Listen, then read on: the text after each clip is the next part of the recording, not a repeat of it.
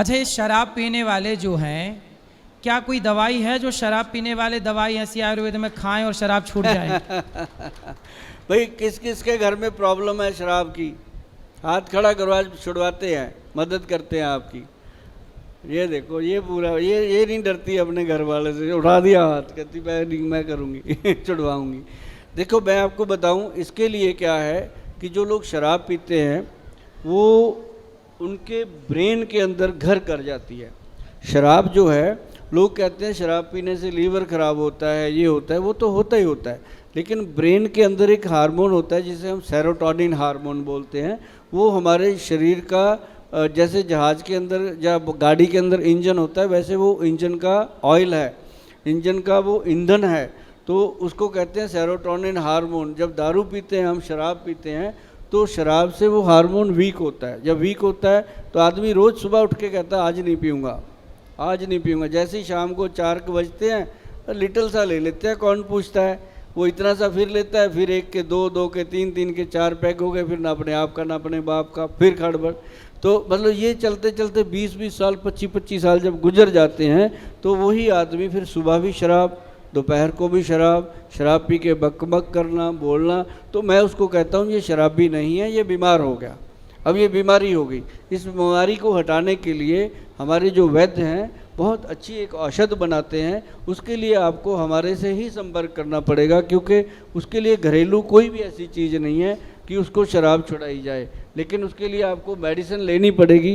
वो मेडिसिन आप कभी भी हमारे जाके जो वेबसाइट है उस पर डाल लेना, आपको मिलेगी और उसके लिए बहुत फ़ायदा होता है। और मुझे लगता है कि आज तक हमने कम से कम ज़्यादा नहीं तो 4-5 लाख से ज़्यादा लोगों को वो दवाई दी है और उसका बहुत अच्छा रिजल्ट है। और वो हमारी कोई ऐसा कंट्री नहीं है जहाँ वो दवाई नहीं जाती, और गवर्नमेंट से अप्रूव्ड है, कोई टेंशन वाली बात नहीं है और उसका कोई साइड इफ़ेक्ट नहीं होता। वो मैं लगेगा कि महाराज जी के पास बैठ के मैंने ये बात करी, क्योंकि शराब छुड़वाने का कोई ऐसा नुस्खा नहीं है जो घरेलू हम बना लें। हाँ, एक चीज़ ज़रूर है कि अगर हम उसको अजवाइन का पानी डेली वो आदमी लेना शुरू कर दे, अगर वो दिल से छोड़ना चाहता है तो शाम को अजवाइन उबाल के उसका पानी पी ले, और उसके बाद कोई मीठा घर में हो, गुड़ हो, गुलाब जामुन हो, कुछ भी ऐसा मीठा खा ले।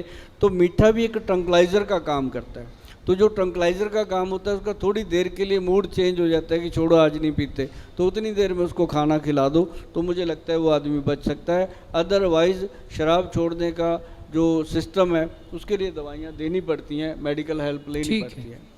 अच्छा, आजकल छोटे बच्चों को, बड़ों को, स्त्री को, पुरुष को ये हार्ट अटैक की समस्याएं खड़ी होने लग गई बहुत ज़्यादा। तो ये हार्ट अटैक क्यों होता है, पहला सवाल। और यदि है ये बीमारी तो क्या इसे आयुर्वेद किस तरह से ठीक कर सकता है? हार्ट अटैक का जहाँ तक आयुर्वेद का रुझान है, उसके अंदर सबसे बड़ी चीज़ें जो है, हमारे जो आयुर्वेद ग्रंथ हैं उनमें तो प्रिकॉशन ज़्यादा लिखे हुए हैं। साथ में कहा गया है कि प्रिकॉशन जो है वो बहुत इम्पॉर्टेंट है, हम लोग करते नहीं हैं, ध्यान नहीं देते। बच्चा थोड़ा सा शरारत करता है, कभी उसको चॉकलेट दे देते हैं, कभी उसको आइसक्रीम दे देते हैं, कभी उसको खाने की वो चीज़ तो देते ही नहीं जो उसके लिए फ़ायदेमंद हो, और ज़्यादा से ज़्यादा क्या करते हैं, मोबाइल पकड़ा देते हैं, बच्चा उसमें लग जाता है। तो मोबाइल जो है वो ब्रेन के अंदर केमिकल वैसे ही पैदा करेगा। अब जैसे हम 10 लोग हम बैठे हैं, अपने सामने तीन महिलाएं आ जाएं, एक अपनी बीवी आ जाए, अपनी मदर आ जाए, अपनी बहन आ जाए, और चौथी आ जाए कोई और पड़ोसन, तो हमारे चारों के लिए एकदम नज़रिया अलग होगा। माँ के लिए माँ का भाव होगा, बहन के लिए बहन का होगा, बीवी के लिए ओए चाय लेके आ, ऐसा भाव होगा। तो जो पड़ोसन होगी उसको इधर तो देख के छोड़ देंगे, मतलब अपना जो भाव है वो बदलता है। ऐसे मोबाइल देखते देखते भी महाराज जी चेंज होता है कि हमारे दिमाग के अंदर केमिकल पैदा होते हैं। तो एक मैं आपको एक एग्जांपल बताऊं महाराज जी की, ब्रेन के अंदर केमिकल जब पैदा होते हैं तो उसको कोई बचा नहीं सकता।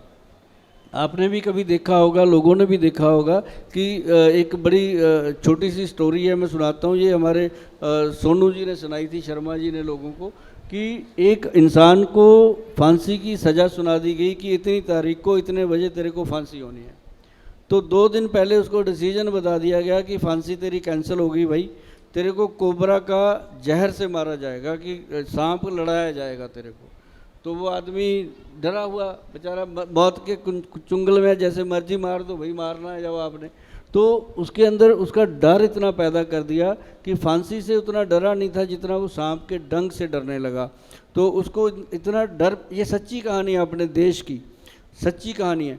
तो उसको मतलब जब टाइम आया उसको बताया गया अभी 1 घंटा रह गया, कुर्सी पे ऐसे बिठा दिया उसको बांध के, 1 घंटा रह गया, फिर घंटे के बाद बोला आधा घंटा रह गया, अब 10 सेकंड रह गए, 1 सेकंड रह गया, आधा सेकंड रह गया, अभी हो गया, ये आ गया कोबरा, उसको पिन चुबो दिया गया, सिंपल पिन।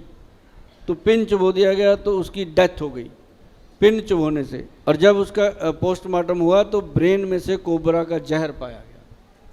तो ये अपनी सोच जो है ये बहुत बड़ा काम करती है। आपका थॉट हमेशा, हम हमेशा कहते नहीं कि खुश रहो, हर हाल में खुश रहो, हर फन मौला बन के रहो, तब जा कर के अब ये चीज़ें ठीक होने वाली हैं। और अपने आप को पूरा ध्यान रखो। महाराज जी के पास आप आते हो, मैं तो समझता हूँ आप धन्य हो, हम तो कभी कभी आते हैं। इसलिए कहते हैं जैसी दृष्टि वैसी सृष्टि। आप जैसा सोचते हैं वैसे आप हो जाते हैं। अच्छा सोचेंगे आप अच्छे हो जाएंगे, आप बुरा सोचेंगे आप बुरे हो जाएंगे। इसलिए अच्छा सोचिए।